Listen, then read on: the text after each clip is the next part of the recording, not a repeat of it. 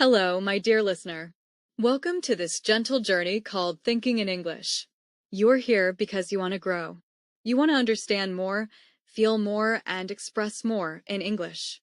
And that is a beautiful thing. This speech is not a lesson. It is a quiet conversation between you and me. It is a soft light in your mind, helping you see your thoughts more clearly. You don't need perfect grammar. You don't need big words. You only need your heart, your curiosity, and your courage. English is not just a language. It is a way to connect with yourself, with others, and with the world. And today, we will explore how to think in English, how to feel in English, and how to speak your truth in simple, powerful words. So take a deep breath. Relax your shoulders. Let your thoughts come slowly. You are safe here. You are welcome here. Let's begin. Chapter 1. Why Thinking in English Matters. Have you ever tried to say something in English, but the words stayed stuck in your mind? You knew what you wanted to say, but your thoughts were still in your first language. That moment can feel frustrating, but it is also the beginning of something powerful. Thinking in English is not about being perfect.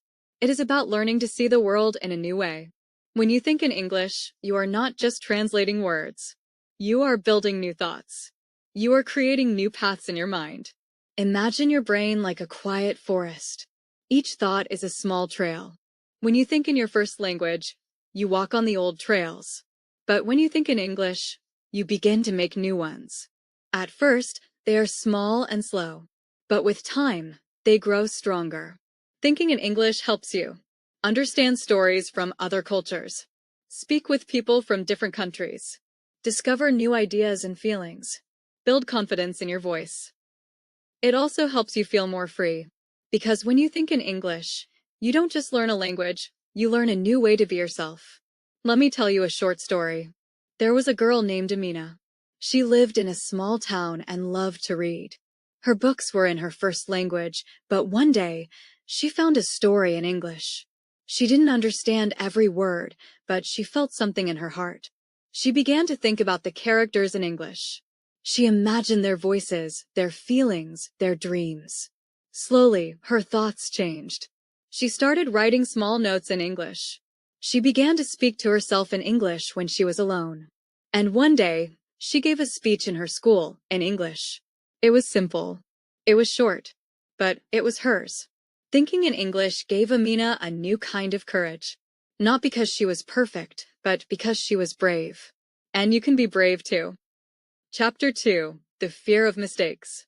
Let's talk about something many people feel, the fear of making mistakes. Maybe you felt it too. You want to speak English, but your voice feels small. You worry someone will laugh. You worry you will say the wrong word. You worry you will not be understood. This fear is real. It can make your heart beat fast. It can make you stay silent. But here is the truth. Mistakes are not the enemy. Mistakes are your teachers. Every time you make a mistake, you learn something new. You grow. You become stronger. Let me tell you a story. There was a boy named Leo. He loved music and wanted to sing in English. But he was shy. He thought his accent was strange. He thought his words were wrong. So he sang only when he was alone. One day, his teacher asked him to sing a short song in class. Leo was scared. He said no. But the teacher smiled and said, "You don't have to be perfect. Just sing with your heart." Leo went home and practiced. He made many mistakes. He forgot words. He sang off key. But he kept trying. The next week, he stood in front of his class. His hands were shaking. His voice was soft. But he sang. And when he finished, his classmates clapped. Not because it was perfect, but because it was brave. Leo learned something important. Mistakes are part of the journey. They are not signs of failure. They are signs of effort. So if you make a mistake when thinking in English, smile. You are learning. You are growing. You are doing something many people are afraid to do. And that makes you strong. Chapter 3. Building your English mind. Thinking in English is like growing a garden. You don't plant all the seeds in one day. You don't see flowers right away. But if you care for your garden, if you water it, if you give it sunlight, if you are patient, it will grow. Your English mind is the same. It needs small, daily habits. It needs kindness. It needs time. Here are some gentle ways to build your English mind. 1. Use English in quiet moments.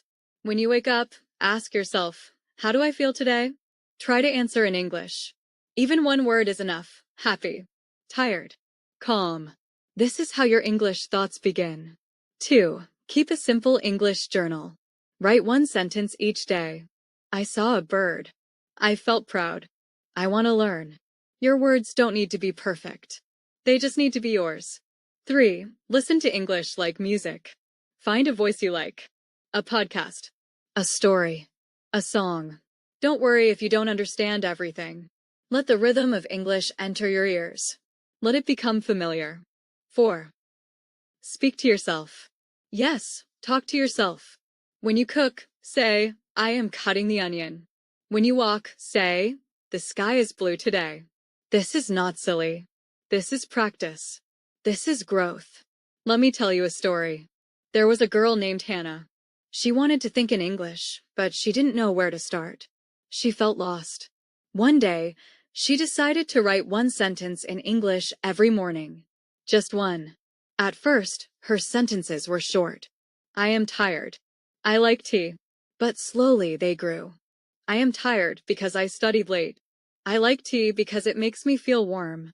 After a few months, Hannah noticed something. She was thinking in English, not just writing. Her mind had changed. Her garden had grown. You can grow your English mind too. Start small. Be gentle. Be proud. Every English thought you have is a seed. And one day, your garden will bloom. Chapter 4. Speaking from the Heart. English is not just for facts. It is for feelings. It is for kindness. It is for truth. When you speak from the heart in English, you don't need big words. You need real words. Words that match your emotions. Words that help others understand you. Let's look at some simple ways to express feelings. I feel happy. I feel nervous. I feel proud. I feel lonely. I feel calm. These words are small, but they are powerful. They help you connect. They help you heal. Let me tell you a short story. There was a boy named Amir. He moved to a new country. He didn't speak much English. He felt shy and alone. One day, his teacher asked, "How are you today, Amir?" Amir wanted to say, "I miss my home." But he didn't know how. So he said, "I feel sad." The teacher nodded. "Thank you for sharing," she said. "You are brave." That moment changed something in Amir. He saw that even one word, sad, could open a door. He began to learn more feeling words. He began to speak more. He began to feel stronger. Here's a short dialogue to show how simple English can carry emotion. Lena, hi, are you okay? Tom, I don't know. I feel strange. Lena, strange how? Tom, like I want to cry, but I don't know why. Lena, that's okay. You can talk to me. Tom, thanks. I feel better now. See how soft and honest that is? No big grammar. No long sentences. Just heart. When you speak from the heart in English, you give others a gift. You show them your true self. And you remind them that they are not alone. So don't be afraid to say, I feel. I need. I care. Your words matter. Your feelings matter. And English can carry them gently. Chapter 5. English as a Friend. Sometimes, English feels like a test. You worry about grammar. You worry about mistakes. You worry about being judged. But what if English was not a test? What if English was a friend? A friend listens. A friend is patient. A friend helps you grow. English can be that kind of friend. It can sit beside you when you're alone. It can walk with you when you're thinking. It can sing with you when you're sad. Let me tell you a story. There was a girl named Sophia. She didn't speak much English, but she loved music. She found a soft English song online. She didn't understand every word, but the melody touched her heart. She listened to the song every day. She began to sing along. She began to feel the words. She began to feel less alone. One day, she wrote a letter to herself in English. It said, I am learning. I am strong. I am not alone. That letter became her favorite thing. She read it when she felt sad. She read it when she needed courage. English became her friend. You can do the same. Here are gentle ways to make English your friend. 1. Read stories that speak to your heart. Find simple books or short stories. Look for characters who feel like you. Let their words become your words. 2. Listen to songs that comfort you. Even if you don't understand everything, feel the emotion. Let the music carry you. 3. Write small notes to yourself. I am trying. I am proud. I am enough. These notes are like hugs from your English friend. 4. Think in English before sleep. Close your eyes. Ask yourself, what was good today? Answer in English. Let your thoughts be soft and kind. English is not just a tool. It is a voice. It is a mirror. It is a friend. And like all good friends, English grows with you. It listens to your silence. It celebrates your courage. It stays with you even when no one else does. Chapter 6. Your voice in English. You have a voice. It is quiet sometimes. It is unsure sometimes. But it is yours. And it matters. Thinking in English is not about sounding like someone else. It is about finding your own way to speak, your own way to feel, your own way to share. Your voice in English may be soft. It may be simple. It may be slow. But it is real. And it is beautiful. Let me tell you one last story. There was a boy named Elias. He didn't speak much in class. He listened. He watched. He thought in silence. One day, his teacher asked the students to write a short speech in English. Elias wrote about his dog. It was a small speech, just a few lines, but it was full of love. He stood in front of the class. His voice shook, but he spoke. And when he finished, his classmates smiled. Some even cried. Elias didn't use big words. He used honest words. He used his voice. And that made all the difference. You have that same power. Your voice in English can tell stories that heal, share feelings that connect, inspire others to be brave. So speak, write, think, dream. Say, I am learning. I am growing. I am here. Your voice is not too small. Your English is not too simple. You are enough. And every time you think in English, you are building something strong, something kind, something true. So go forward with courage. Let English walk beside you. Let your thoughts bloom. Let your voice shine. Because the world needs your words. And your heart knows how to speak. If this speech touched your heart, don't let the feeling fade. Speak one sentence in English today. Write one thought in English tonight. Share one feeling in English this week. It doesn't have to be perfect. It just has to be yours. Leave a comment below. What's one word in English that means something to you?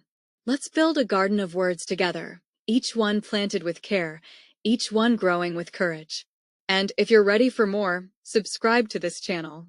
There are stories waiting for you, stories that speak gently, stories that help you grow. Your voice matters. Let it rise. Let it shine. Let it be heard.